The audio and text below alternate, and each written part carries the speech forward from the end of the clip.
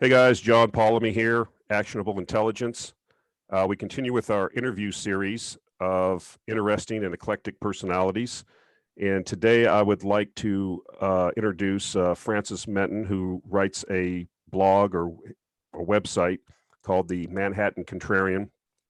I've been reading this site for a while now and find it very fascinating and thought-provoking. So Mr. Menton has agreed to come on, and we're going to talk about a whole bunch of things, but mostly focusing on his views and some of his writings and research into energy policy and renewables, global warming, that type of stuff. Obviously, it's applicable to what we've been talking about here in our videos and newsletter about the investment implications. And so he has an interesting perspective, and so we thought we'd have him on. So, Mr. Menton, thank you for joining us, and please feel free to introduce yourself and give us some background information if you would. Well, thank you, John, for having me on your program. Who am I? Well, I'm 70 years old, so I had a full career behind me. I was a partner in the litigation area at one of the major law firms in Manhattan. And I worked at that firm for 40 years, 31 of them as a partner, and did trial work. I did a lot of trials and advocacy and dispute resolution for a lot of big companies and successful individuals, and retired from that at the age of 65. So I'm not 100% retired. I have a small law practice now. A lot of it is pro bono. I actually have an office. I'm on a few boards. I continue to live in Manhattan. So I live in Greenwich Village, a beautiful area in Manhattan. Anybody traveling to New York, I would highly recommend it to you. There's a lot of interesting things to do, a lot of restaurants. The streets are beautiful. It's a landmarked area. And you'll enjoy it. The politics of New York are crazy, no getting around that, and not getting any less crazy as time goes on. So, and even though the name of my website is Manhattan Contrarian, I'm not promising to continue to live there for the rest of my life. The politics are really trying to drive people like me out right now. And I don't know what's going to happen with that. But as of now, I continue to live in Manhattan. And it's actually a pretty pleasant place. Things have gone a little downhill, but it's not a lot of crime around where I live. It's actually quite nice. All right. So before we get into talking about energy, you've kind of prompted me on a question. So let's talk a little bit about, because it's kind of actually is appropriate for this conversation. I mean, obviously you've lived in New York State for many decades, in New York City. So, I mean, as I understand the history of like New York City, for example, a lot of my family, on my mother's side, is from Buffalo, which just elected its first socialist mayor, I think, ever, and the second one in the U.S.'s history, but that's a whole nother story. But most of them emigrated in the 70s and early 80s when the steel industry collapsed at Bethlehem down to Florida and other places. So we hear the stories about what a mess the city was back in I think it was the late 70s, early 80s. I'm not sure exactly that time frame, when there was rampant crime, the debt problems. It's kind of seemed reminiscent of what we're maybe seeing today. And then we went through this period where you had some, I guess the question is there's some discussion nowadays, with a lot of people leaving the city, with the nutty politics, with the bad policies. Will the city come back? Does it ebb and flow? You've been there for many decades, obviously. So, I mean, you wrote an article when you were talking about the election of the Obama administration back in 2012. And I believe that the column name was called Ascending of the Basket Cases. And you were kind of talking about a lot of these Democratic controlled cities and the basket cases they are. I mean, what's your view on this? You've been there for a long time. You've seen this ebb and flow. Do these things cycle back and forth, or do they get to the point at some point where they just kind of enter the final, plunge like the Titanic. I mean, what's your view on that? Well, I don't have a complete answer to your question. I mean, I think that the country of Venezuela is in the final plunge like the Titanic. I did write a post, which is one of my favorites. I'm glad you went back and read it in 2012, called The Ascendancy of the Basket Cases, which was talking about the basket case cities. Why did I call it the ascendancy of the basket cases? That was because the vote in what I called the basket case cities was what won the election for Obama. And by the way, that continued to be the way for Biden just now. In other words, in the whole country, you have your red states and your blue states, but the election gets swung by the swing states. And in the swing states, you find out that most of the state is red and the cities are blue, so that you have swing states like Michigan, which is mostly red, but Detroit is blue, heavily blue. Like Detroit will vote 90% Democrat. Wisconsin is a swing state, and it's all red, and Milwaukee is blue. Pennsylvania is a swing state. It's all red, and Philadelphia and Pittsburgh are blue. And then when you start looking into these cities that actually win the elections for the Democrats, those are the basket case cities that I was talking about. Detroit, Milwaukee, Philadelphia, Chicago. Baltimore is a basket case city. St. Louis is a basket case city. By basket case, I meant extraordinarily high crime rate, dysfunctional government, and shrinking population. Now, New York has not really been in that category. You might say New York was in that category of a basket case city in the 70s and 80s. And you were saying you don't know the timeline very well. I actually know the timeline very well for New York because I was living there. And the worst time for New York was the 70s. New York lost about 13% of its population in the decade of the 70s. The population went from 8 million to 7 million in that decade, and the crime rate soared. And the two biggest problems were taxes and crime. They solved the taxes problem in the late 70s and early 80s. And by solve the taxes problem, I mean that the top personal income tax rate, you probably don't even know this happened, but the top personal income tax rate, New York State and city combined, was 19%. Wow. In the late 70s, and it came down to 10 from the late 70s and into the 80s. That started a huge turnaround before the crime turned around. The crime didn't really start to turn around until the 90s. The crime actually peaked in the early 1990s, but the crime really turned around after Rudy Giuliani was elected mayor in 1993. And the crime started to come down, and the crime came down dramatically over the next 20 years until the end of the Bloomberg administration in 2013. So between the decline in taxes and the decline in crime, New York was not a basket case city at all. It tremendously turned around. The population came back and more, the business community came back. It was doing terrific.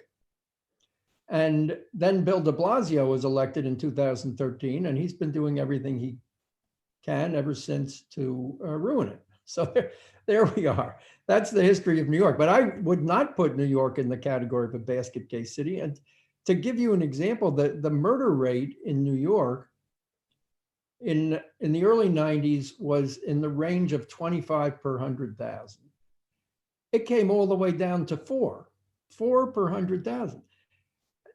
New York became far and away the safest big city in the country. And just to give you some comparative rates today, the murder rate in Chicago is around 25 per 100,000 today. In Detroit, it's more like 40. In Baltimore, it's more like 50. In St. Louis, it's more like 80. 80 per 100,000, 20 times New York's crime rate. So, Now, with Bill de Blasio in the last couple of years, that 4 per 100,000 has gone up to between 5 and 6. So it's a substantial increase, but it's nowhere near back to where it was, nowhere near.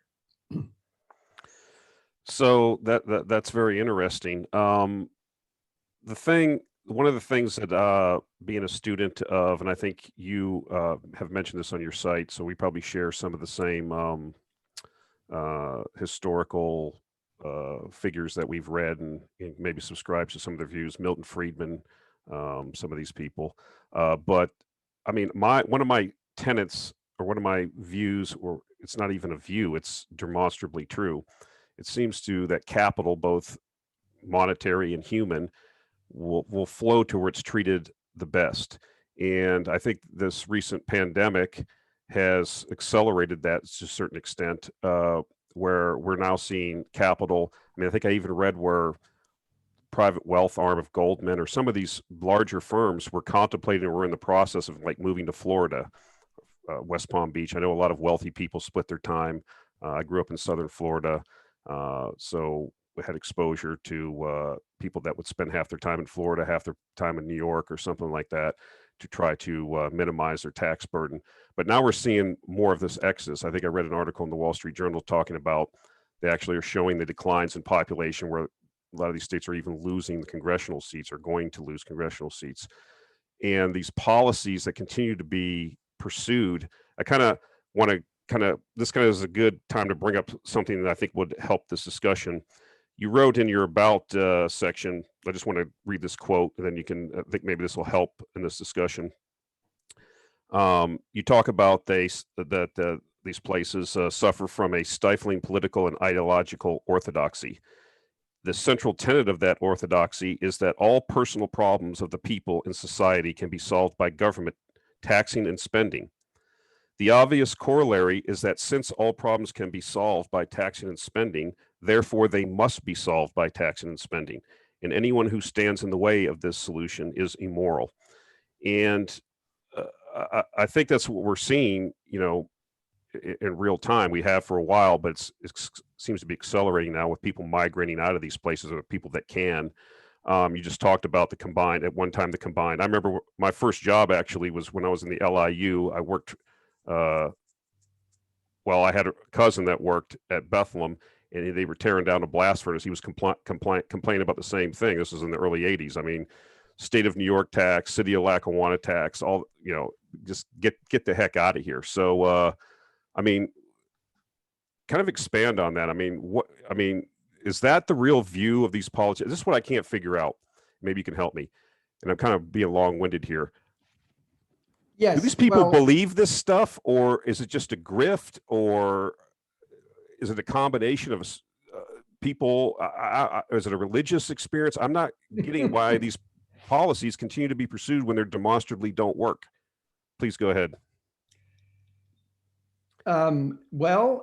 Demonstrably don't work is I guess, a hard term to define and a hard thing to put your finger on. What occurs, I've written about this many times, the consequence of socialism or the implementation of socialism or of the progressive policies is not an immediate collapse at all. It is gradual long-term relative decline. So you can compare, for example, Europe to the United States. Go over to Europe. It's beautiful. Historic places, fabulous restaurants, culture, historic sites. Well, if you compare Europe to the United States over the last 100 years, Europe has basically stagnated or grown a little. It hasn't become poor, but the United States has far outperformed it. Compare New York to Florida. New York hasn't gone away. It hasn't,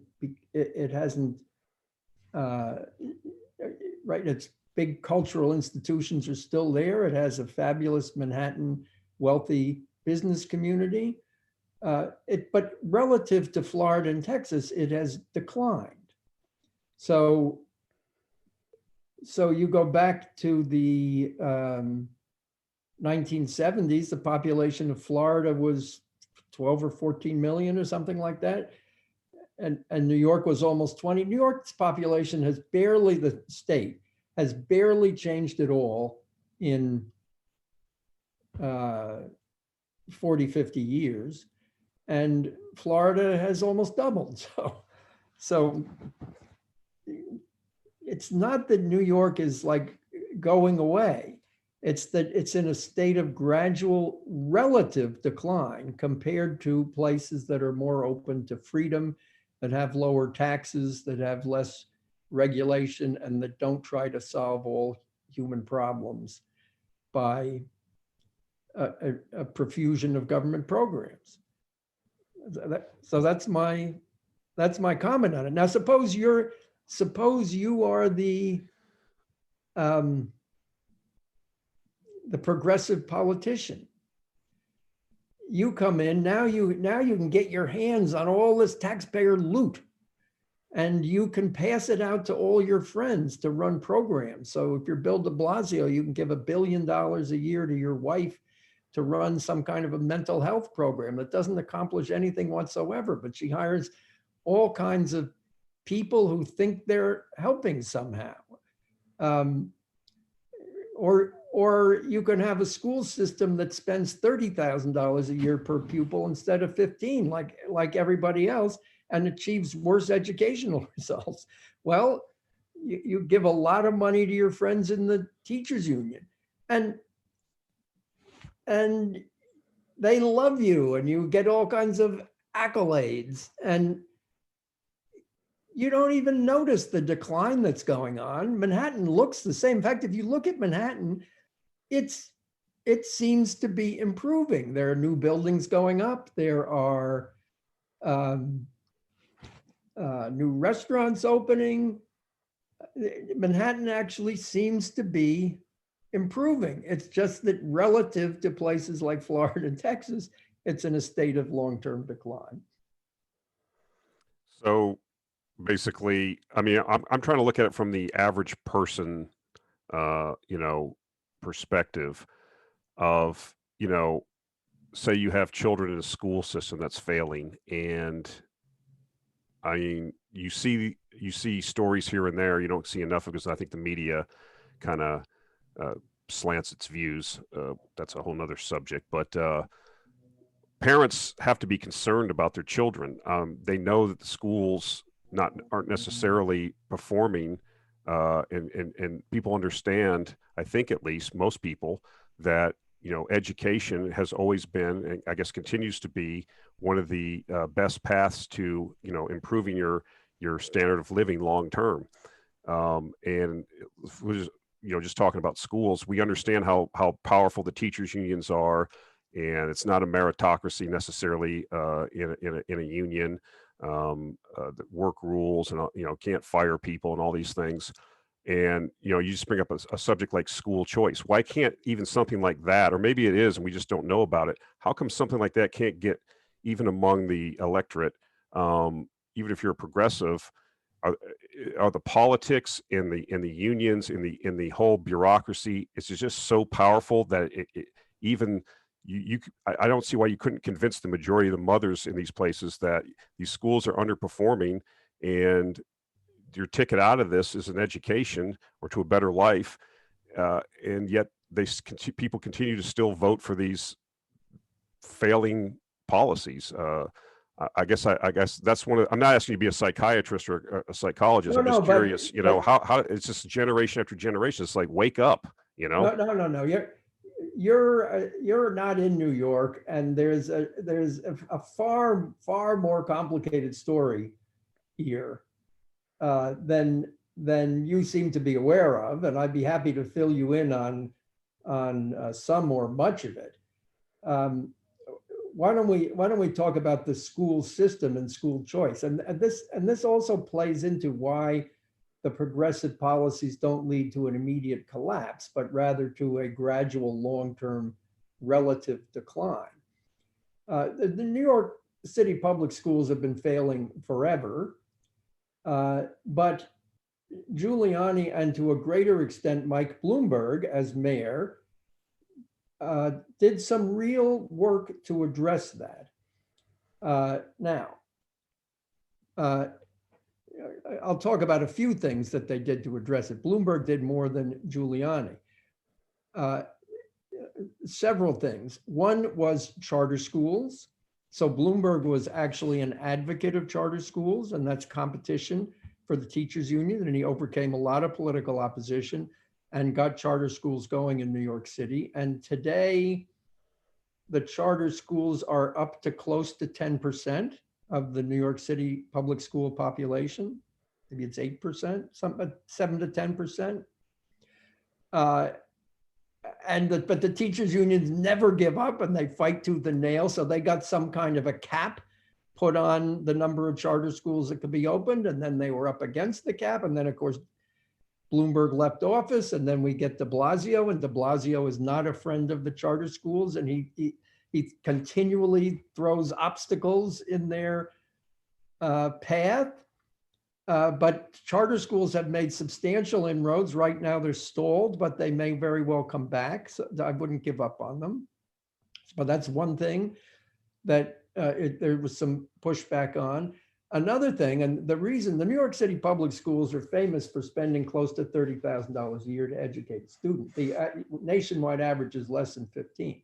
How did it get that way? Well, the main thing is that Bloomberg did it. That New York was already at the high end, but it wasn't nearly that out of line before Bloomberg as mayor. And the time that Bloomberg was mayor was a time when the city was doing very well economically, and the tax receipts were growing greatly. And he used a lot of that money basically to end run the teachers unions. And one aspect being charter schools, but another aspect being he adopted a program of quote unquote closing schools and opening schools. So you would take a school where, and the New York City school system has 1 million kids. So there are, I don't know, how many schools, there's 1,000 kids, there's 1,000 schools or more, thousands of schools. So he would say, okay, I'm closing this school. Then he would say, I'm opening 2 more schools. And well, it would be in the same building, but they'd have a new principal, they'd change all the teachers, they'd change the curriculum, shake things up. The unions were not happy about this. It became a very expensive process. They opened a lot of schools also, and not in school buildings. They rent office space and call it a school. So they did a lot of that, and they shook up the educational establishment that way. They created a lot of what are called gifted and talented programs, which was a end run and was specifically designed to get the percentage of white kids in the schools up, because it was down like 15%, because white kids don't stick around, the white parents don't stick around. So they would create these gifted and talented programs, and they were able to get more white parents and white kids to stick around. So these are all things that Bloomberg did, all of which cost a lot of money and got the cost way up, but he pushed back quite a bit against the teachers union. De Blasio has been undoing this piece by piece, but he can't undo it all at once, and it's not clear that his undoings are going to stay in place with the next guy. So I would say it's not as bad as what you were pointing out. I mean, the biggest problem right now, and I have a daughter now with a 3-year-old kid who's starting to look and living in New York City in Queens, and starting to look at what the schools are like. And the biggest problem that she has is critical race theory indoctrination, which is, a whole new thing that's just come up in the last year or two. Yes, indeed. So why don't we segue into, or why don't we move into energy? because you write a lot about energy policy. I'm fascinated with energy, being in the energy business. I mean, energy basically underpins and underpins, I mean, and it's in everything. So it can't really be ignored. And one of the things that has fascinated me, I mean, I've studied this also, and your writing does a good job on this too. You have a lot of research and links, and I mean, you could spend hours just on some of your articles reading some of the links. But just one of the things that you have said that pertains to energy is not just to energy, but to other things we've been talking about. But I like these quotes. It's like this view around quote fantasy over reality and quote reality denial. And as you may be aware of or not aware of, I think I mentioned in the email to you. I mean, I did interview Dr. Michael Kelly, who's a retired engineering professor from Cambridge. I think he was the chair there. And we were talking about this exact same thing. He wrote a paper about electrifying the UK and the want of engineering. And I mean, listening to him, he's very passionate about it. And he just cannot, I mean, he's kind of an older guy too. I think you might be acquainted with him through the Global Warming Policy Foundation. But he was just like almost incredulous. He's like, these are simple math problems. This doesn't work because of this, this, and this. And, how, and so you've written quite a bit, and this fantasy over reality. We talk about the Biden administration has put out, 100% clean power by 2035.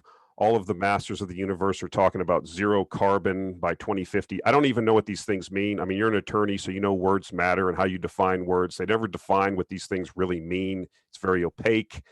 And if you start trying to put it in a spreadsheet, it's like, how does this work? How do I fly to Europe with solar panels? I mean, nobody answers these questions. So I guess one of the things that you talked about the future of energy in a column, was last year. And you talked about two visions for the future: delusion and reality. And I was wondering if you recall that discussion you had there, but if you could talk a little bit about that, where we're at with the delusion and what the really reality is with some of these things. Well, I could go on and on about that for hours, and maybe as long as you'll let me. One thing I suspect, as a guy in the business, at least as much as I do, and probably a lot more, about the actual engineering of how these various power generation systems work, between a natural gas plant or a wind turbine or a coal plant or a nuclear plant or a solar panel, let alone an electrical grid, and dealing with alternating current and frequency regulation and things like that. And I do not claim any engineering expertise in the business of energy or electricity. However, I do claim some knowledge, or if not expertise, knowledge in the area of basic arithmetic. I don't think basic arithmetic really involves more than anybody learned after the 6th grade, but very few people try to apply it to these kind of circumstances. But when you start trying to apply it, it just leaves you scratching your head. So we are now embarked, I think all the powers that be of the world, pretty much, make that Europe, the United States, and the UN. I think that China, India, Africa, and the other guys are laughing at us. That's my opinion. But certainly the powers that be of the US, Europe, and the UN have decided that if you just build enough wind turbines and solar panels, you can generate all the electricity you need, and you can get rid of these fossil fuels. You'll gradually, as you build more wind turbines, you'll close down the coal plants and live a clean energy future, and everybody will live happily ever after. And I don't think any of them can do basic arithmetic. I don't think they majored in school, although the arithmetic is only up to the sixth grade level. But then, the funny thing is people are clever. And if you add wind turbines to a power grid, and let's say you have a power grid that has 100 gigawatts of capacity on it, and you add 10 gigawatts of wind turbine capacity, it doesn't really make a whole lot of difference. I mean, the funny thing about it is you can't get rid of the other 100 gigawatts of capacity. You can't get rid of any of it because the wind might not blow at any time, and then you have no power at all. So you got to keep the whole 100 as backup, but now you get 10%. Well, you have 10 gigawatts of wind capacity. That's only going to work about 30% of the time. So you're going to get 30% of your electricity from wind. Or not 30%, 3%. You're going to get 3% of your electricity from wind. And somebody can feel that we burned a little bit less natural gas, and that's great. Okay, now try adding another 10 gigawatts of wind, and another 10, and another 10, and another 10. And what happens? It's not all that complicated to try to figure out, although even on this hour-long podcast, I would not really try to get into the details of the math of that. It really, I think it takes a few charts and graphs and maybe a pencil and paper to understand it a little bit, but it's not really that complicated. And you quickly realize you're going to hit a limit. And I don't really know where that limit is. And the funny thing is, nobody has really hit it yet, but also nobody has gotten up to 50% of their electricity generation from wind and solar. And somewhere in that area is a limit. Now, people have gotten above 50% for a month, but not over the course of a year. And once you're up to, Germany, by the way, is in the range of in the 40s, 45% over the course of a year. But when you get up to that level, of course, the wind and the sun swing wildly back and forth between full production and nothing, and you never know which it's going to be. Although for the sun at night, you know it's going to be nothing. And then when they're at full production, well, you build more and more of them, and you find you're at full production, you have way more electricity than you can use. So Germany has managed to get up to 45 or so % by having Poland as their patsy. And so Poland has a bunch of coal plants. And so when the wind and sun don't work, they import the power from Poland.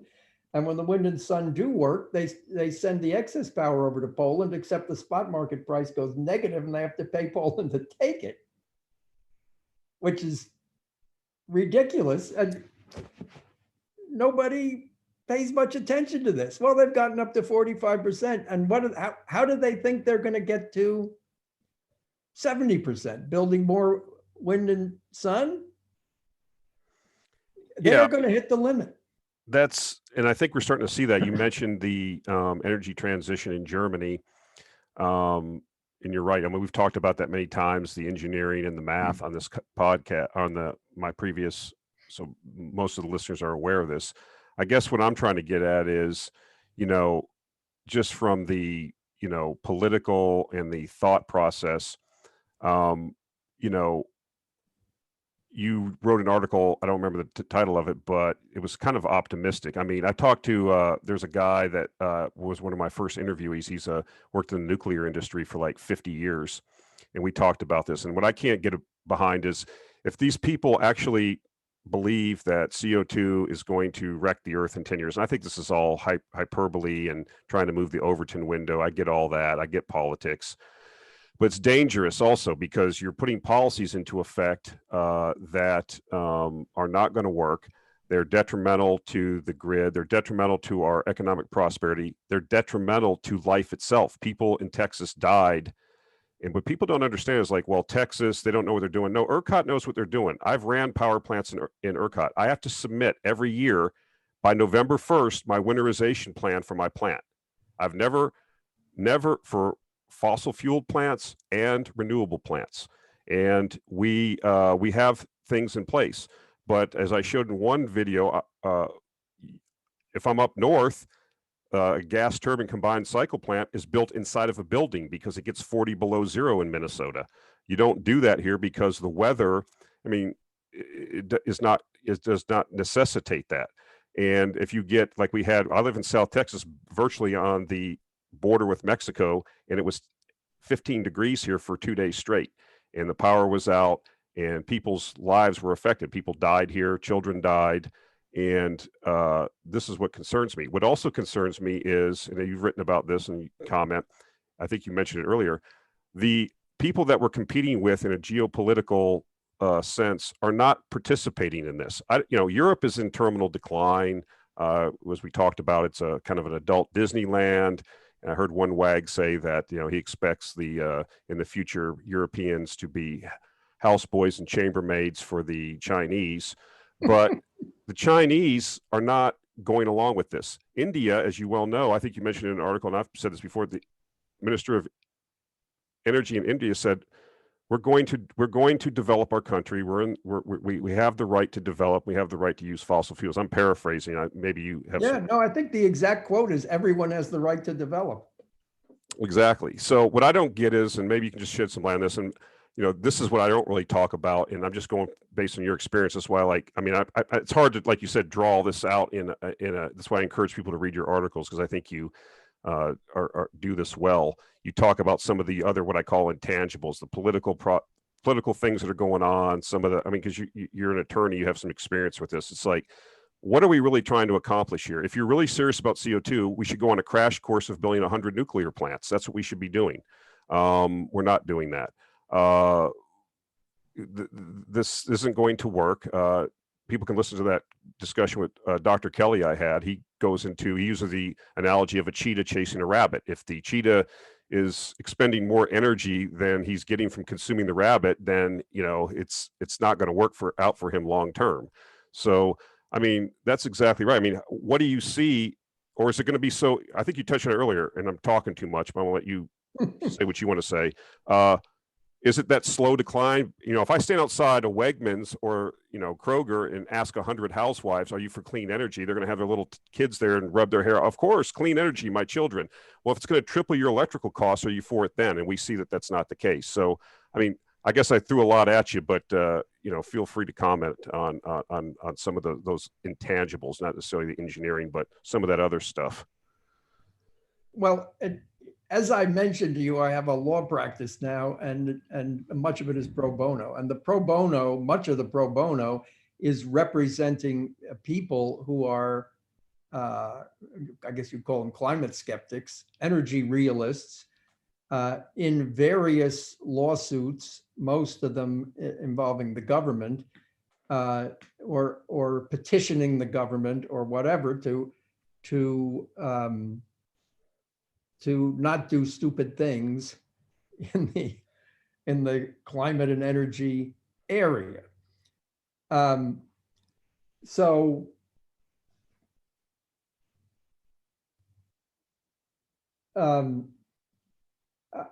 In discussions with those people, with the clients I represent, the co-counsels and so forth, there's a community of us who do these things. And in discussions with those people, we basically break into two camps. The one camp is if only we present the right argument here, and we demonstrate on this piece of paper that this can never work, they'll finally come to their senses, and this will all turn around. And I take the opposite position, unfortunately, and my position is it will only come around when there start to be major failures that cost people either their lives or financially in a very significant way that there's no question about what's causing it. So when the price of electricity triples, or you have or the electricity goes out for weeks at a time, several times a year, yet then people will wake up. And I don't think it will happen before that. That's my opinion. Now, you talk about where are the people coming from who are pushing this? And I guess my answer to that is they're not all coming from the same place. They're a coalition, excuse me. They're a coalition of different people with different agendas, from true religious believers and people who think that man is way over consuming and we have to cut back our lifestyle and go back to being cavemen. Right, on the one hand, to, on the other hand, the people you were talking about, the suburban housewives with their little children who, when asked if they're in favor of clean energy, they say, of course we are.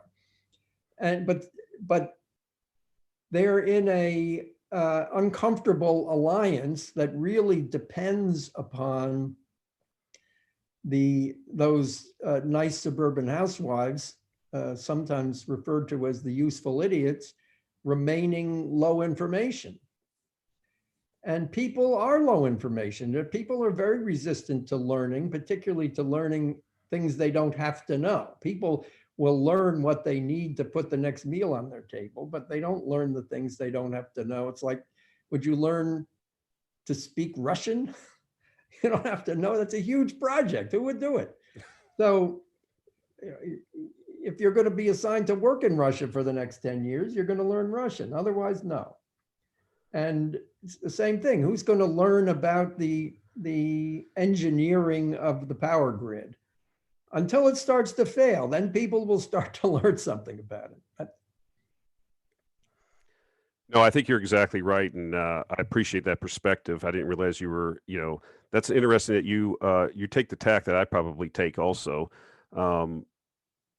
If I could ask you, and you don't have to answer this if you don't want to, I think you've written a little bit about it. I don't want to, get you to talk about stuff you don't want to talk about, but I'm anticipating, we're starting to see now, I mean, I'm intrigued by this, like the media, how they get behind certain things like this. I mean, I remember reading and hearing about my parents and grandparents talk about the media back in the day. They would call people out,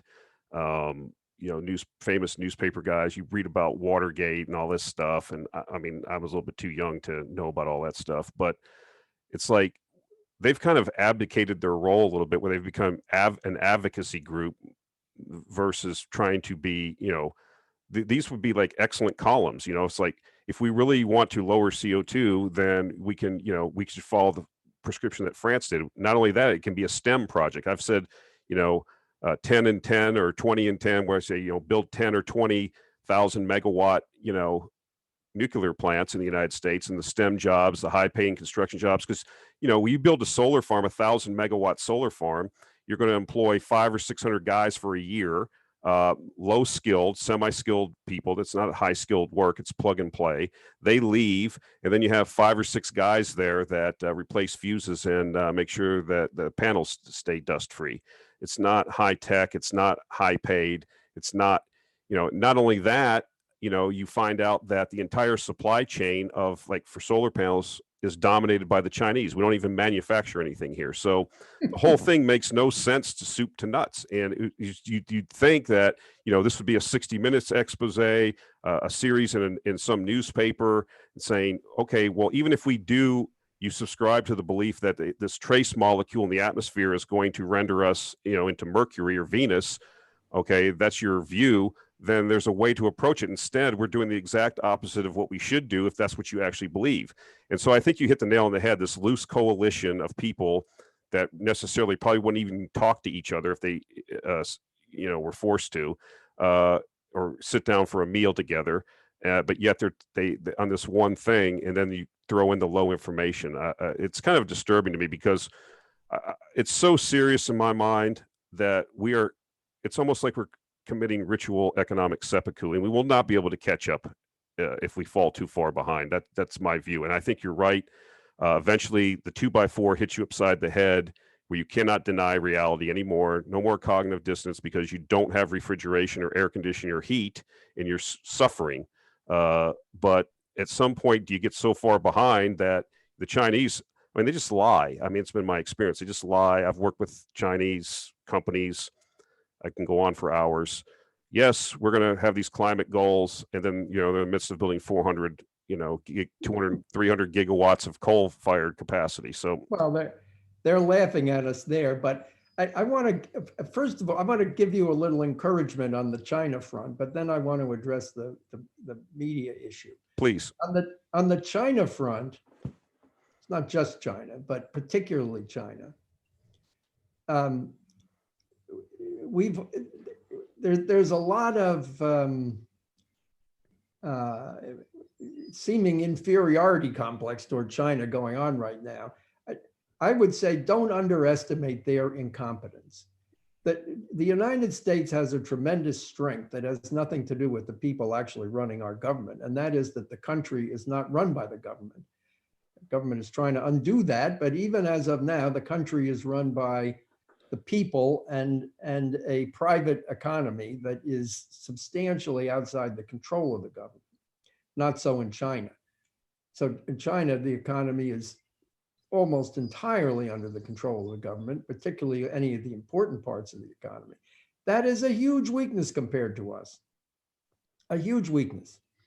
And the other thing that's a huge weakness is their population control strategy, which they seem to be undoing now because they're realizing what a problem it is. Well, I'm going to tell you, it's not going to be so easy to undo.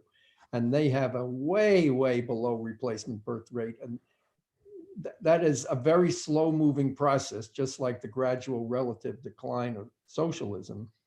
But the damage from their one child policy is going to result in a terribly aging population over the course of the next 30, 40, 50 years. And I don't know if they're going to be able to reverse it at all. We've got our own population problem a little bit, but nothing like what they've got. So don't underestimate the incompetence of China. And there's a lot of wealth in China, but if you think they're a rich country, the per capita GDP of China is on the order of a sixth of the US, and it's like less than Mexico. I don't know if you know that. I did not. Less than Mexico, less than Brazil.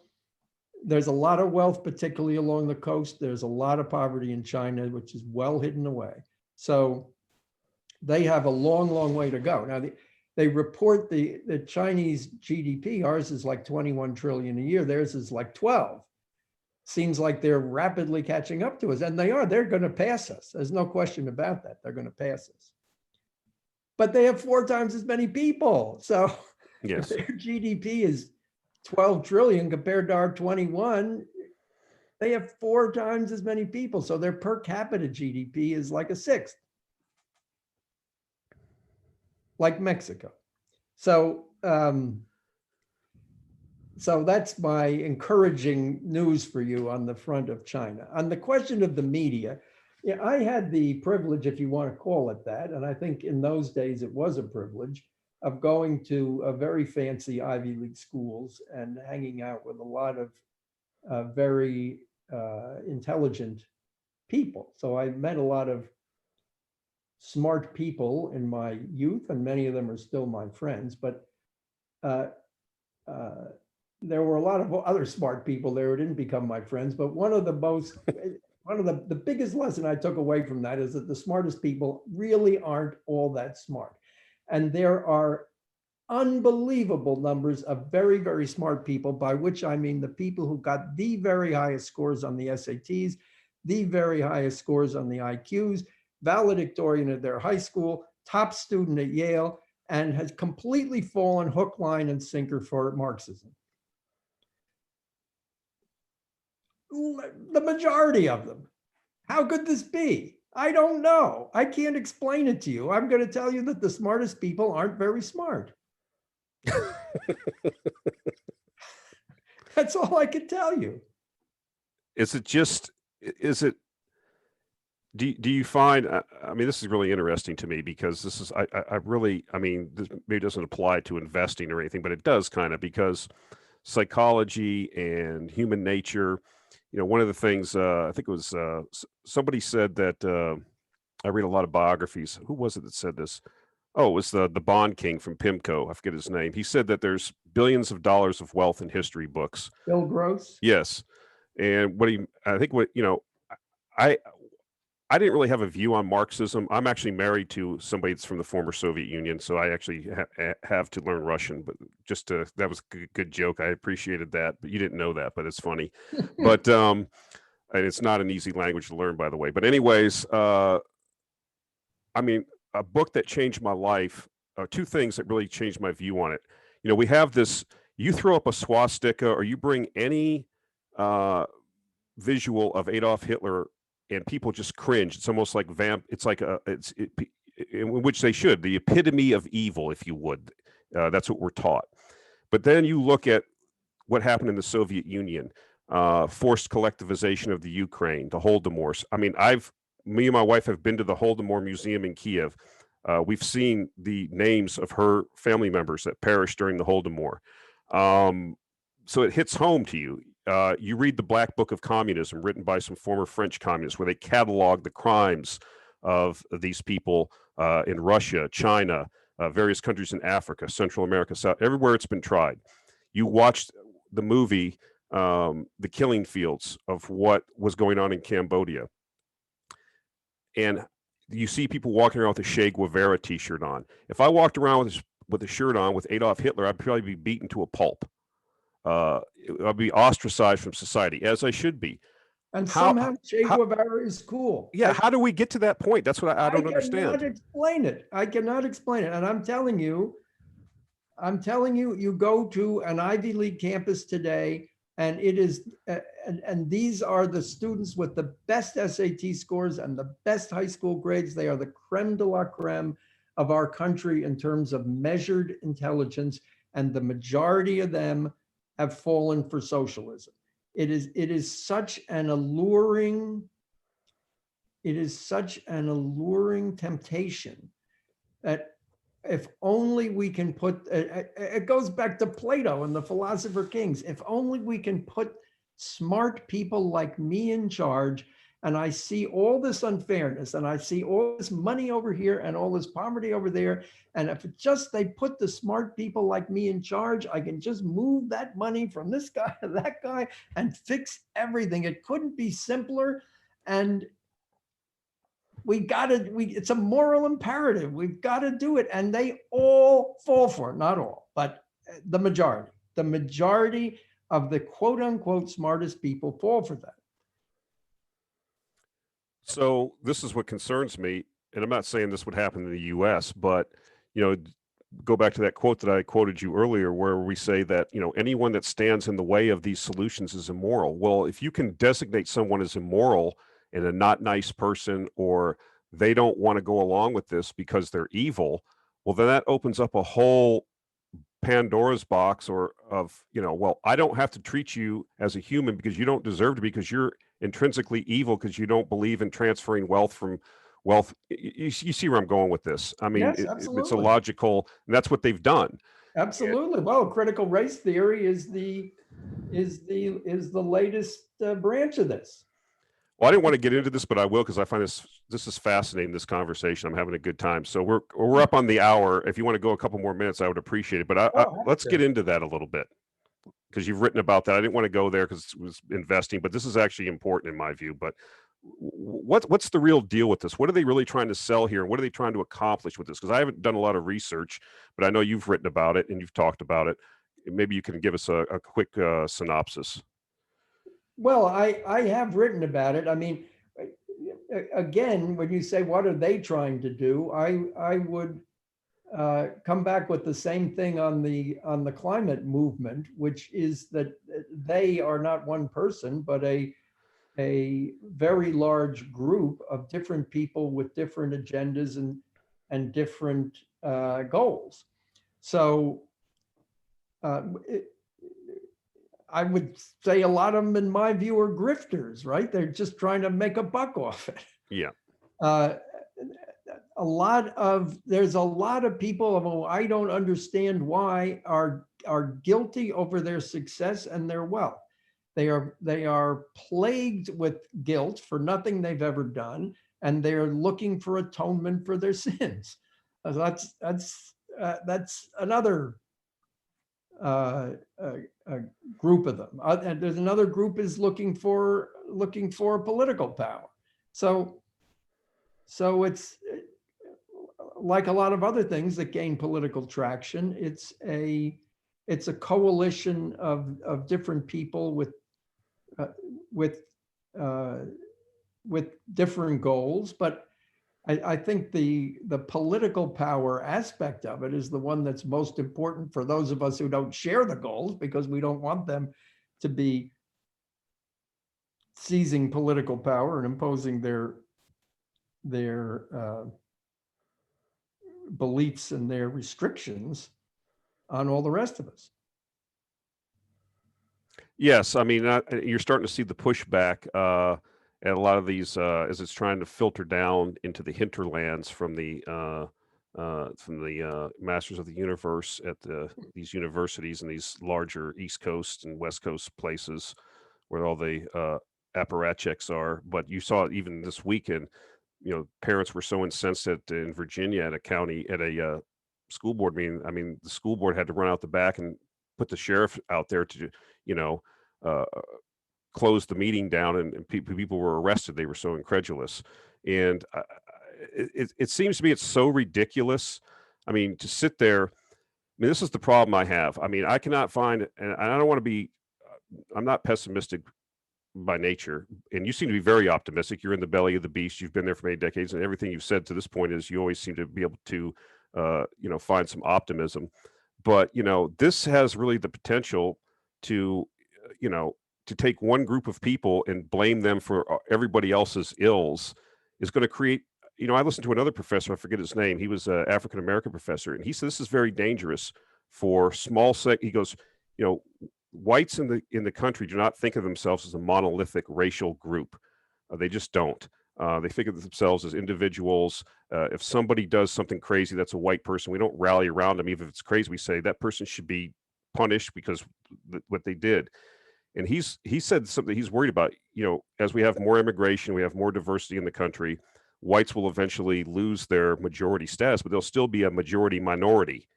And if you continue to push these things when you're 13% of the population or Hispanics or 18, you create these divisions, and you have the potential to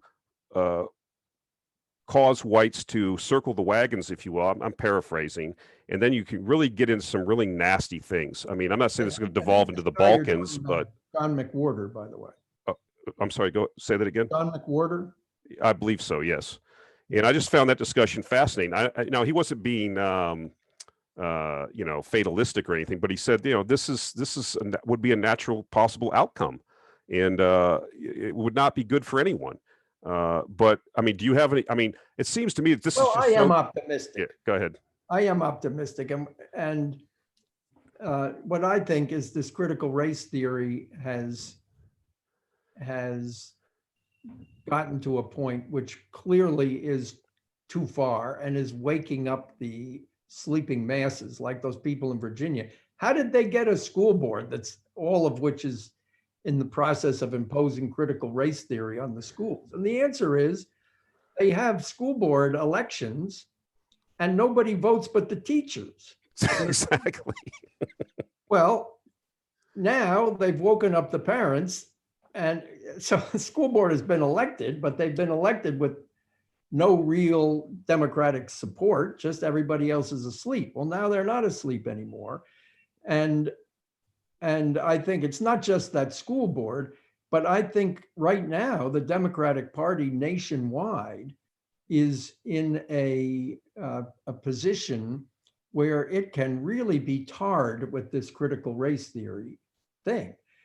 It can be tarred with it because even the Biden education department and the Democrats in Congress have all been either supporting it or not blocking it, so that every single congressperson is subject to having ads run against them on this.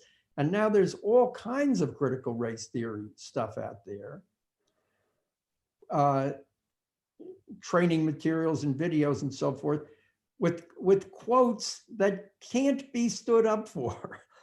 And not only that, I'd like to say one further thing. It's not just that critical race theory treats all whites as oppressors, which is offensive to white people, but it treats all Black people, well, they call them as the oppressed, but it really treats all Black people as stupid and incapable and not capable of succeeding on their own. And Black people totally should and will be offended by that, in my opinion. So if they think about it, I think you have two ways of going about it in life. Try to get ahead by claiming oppression and guilting other people into giving you something, or should you get ahead by just working and succeeding because you're a capable person who's capable of working and succeeding? I would think that the large majority of them would take number two. No, we've already seen that. We've seen quite a few people come forward, not just academics, but there was, I've seen African-American parents standing up and saying the same thing. Like, I'm a person with agency. I'm not, my success in life is not based on what some white liberal gives me. And that they find a large majority of people in general find the whole thing offensive. And so I think you're exactly right. I think, as this thing filters down and people, like you said, wake up, they'll have elections again and these people will be thrown out. And, I think that puts a stop to it. I think that, I try to get people to focus. I don't focus necessarily on presidential and even congressional races. People really should focus on their local governments, what they do. I've been involved in little political things, when you get these little wannabe politicians. I live in a small village and they always some guy gets in there, it's a non-paid position. And, it's like, you got to go over there and, get a little coalition together and step on these people once in a while and tell them, look, this isn't how things are going to be here. And you're right. Nobody thinks about it until, it becomes totally offensive because we're all busy living. I'm not a Marxist cadre that's being supported by George Soros and spend all my day as an activist agitating. Most people are working and trying to live, their life. So, but anyhow, go ahead. In New York City, we have only one government for the whole city and one mayor for the whole city with 8 million constituents. So that your chances of having any influence, if you're a conservative or libertarian like myself, are not terribly great. And let me just throw in that I've lived, I was a partner of a major law firm. I have lived long enough to have represented George Soros. Is that right? That's funny. Let me ask you a question then, and you can answer if you'd like. So this is interesting to me. So, obviously a person's views as you age and you get more wisdom, hopefully you get wiser, you read more, you have more experience, interactions. Did you start out with these views, or did you come to them slowly and then you morphed, or how did you start out your views from like your university days? And then as you got into law, and then as you got, you said you're 70. How did you arrive to some of your views today? It seemed to be a libertarian bent. If you don't mind, I find that fascinating how people, or were you always like that? I don't know. Were you a Barry Goldwater guy from day one? I don't know. No, I was not a Barry Goldwater guy. And in fact, my first vote in a presidential election was 1972, and I voted for McGovern. Oh, wow. However, my second vote was 1976, and I voted for Ford. So I would say by somewhere in there, although I was not, let's say, a highly partisan, committed, philosophical conservative at that time, I just was uncomfortable with a lot of things the Democrats were doing. I was uncomfortable with the takedown, the hatred of Nixon, which dominated my time in law school, and the takedown of Nixon. I was not comfortable with Carter and Carter's programs in many ways. And then by the time Reagan came around, I just thought he had the right approach. So did you find, I mean, when you were practicing law, and I'm sure, I mean, obviously you were with a prestigious law firm, and is it just one of those things where I'm sure you, with the other partners, your other colleagues, you have discussions, do you just separate that, or were people mature enough to say, well, that's Francis's view, and he's a good lawyer, so who cares? Or do you think, did it affect you at all, or do you just kept it separate, or because it is New York City, so, or does it matter as long as you're getting the job done? Did it affect you in any way, your views, or negatively?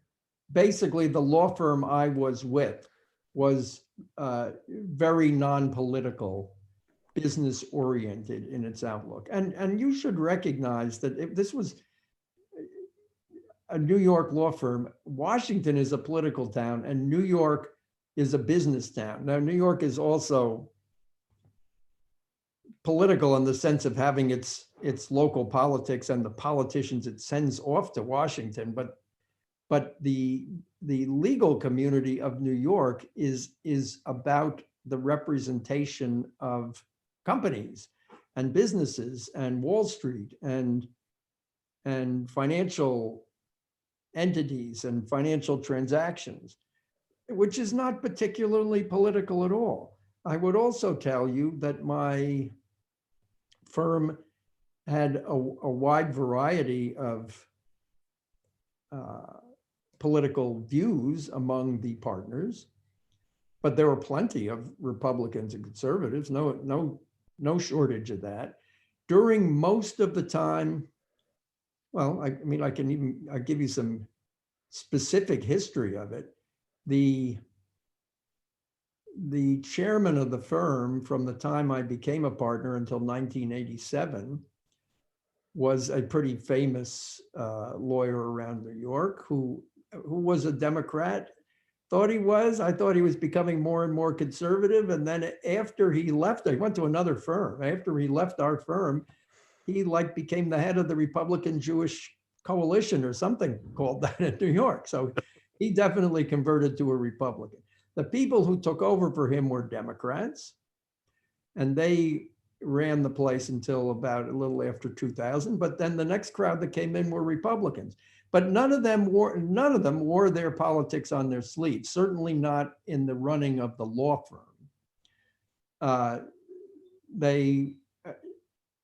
If you make enough money in this world, you get leaned on. So they made contributions to candidates, definitely, but they did not wear their politics on their sleeve in the running of the law firm. Neither the Republicans nor the Democrats. And it's, as I say, it switched back and forth. That's very interesting. I know we're over, but if I can ask you one more question, because it kind of, just because it's interesting, and you've been in New York for so long and seems like you're pretty plugged in, switched on guy. What's the real story with Trump as you know it? I mean, obviously you probably have your opinions. I mean, we hear all these things. He's a showman. He built himself up, whatever. I mean, what's the real story? People in New York, I mean, did he actually think he was going to win, or did he just fall into this thing and then he got in there? And I mean, really, he's not really a conservative, if you will. He seems more of like a populist, or maybe even a guy that puts his finger up. I mean, I feel like he did some good things around the judges that he appointed and stuff like that.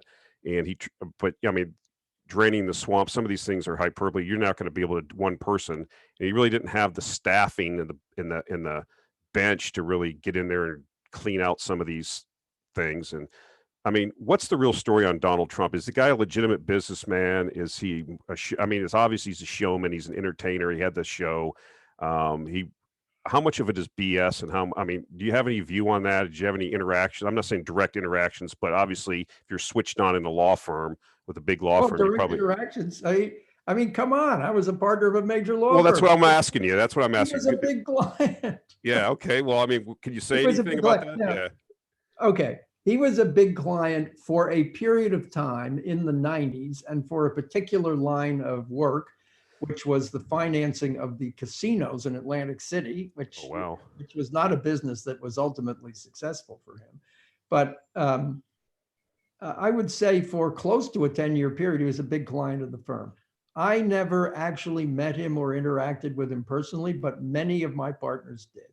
And I could say some things about it. I mean, obviously there are confidential things that I can't say, but the things that I can say are pretty obvious. He was a very difficult witness to represent in a deposition, which many of my partners did.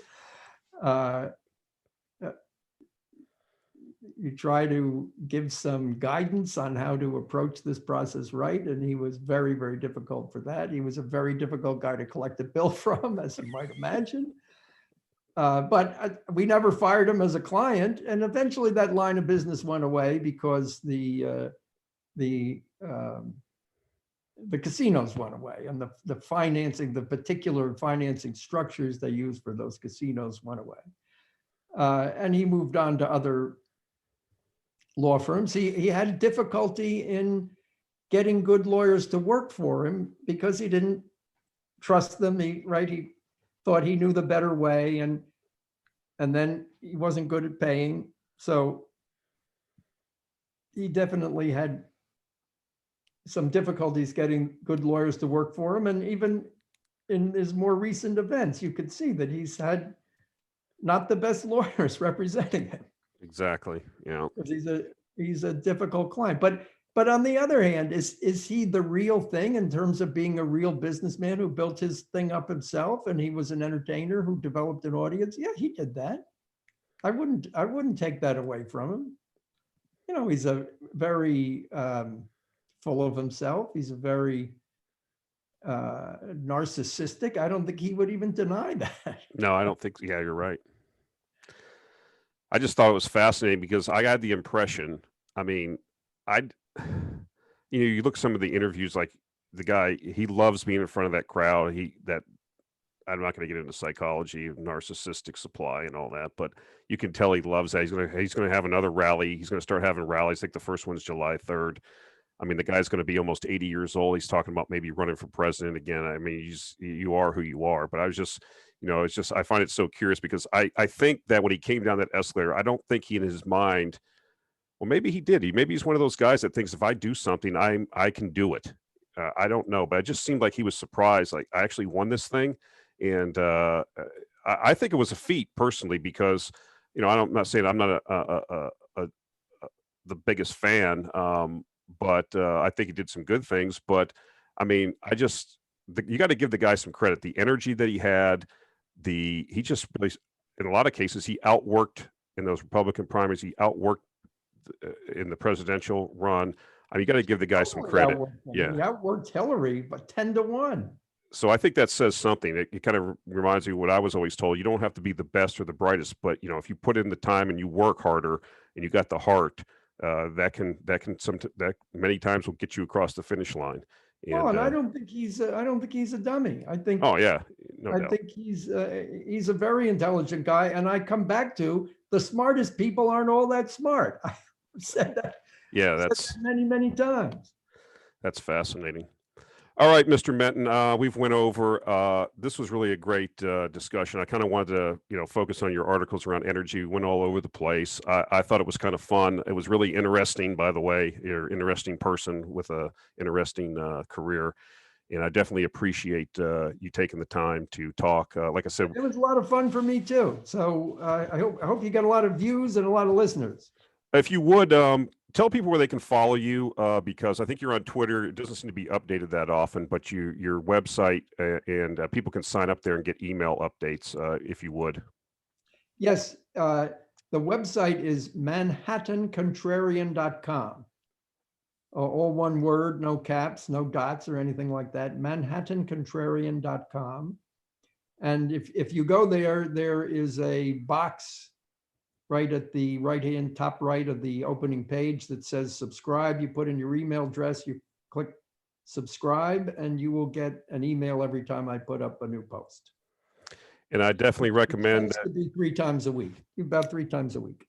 In fact, you are a prolific writer. And like I said before, I find just about every art, even though I not have interest in the subject, I read all the articles because they end up being interesting. And like I said, there's a lot of work that goes into them. There's a lot of links. And I really like your style and what the product that you put out, and encourage people to sign up. So again, thank you. And hopefully maybe we'll have you on again in the future, and appreciate you coming on. Much appreciated. Thanks. Thank you.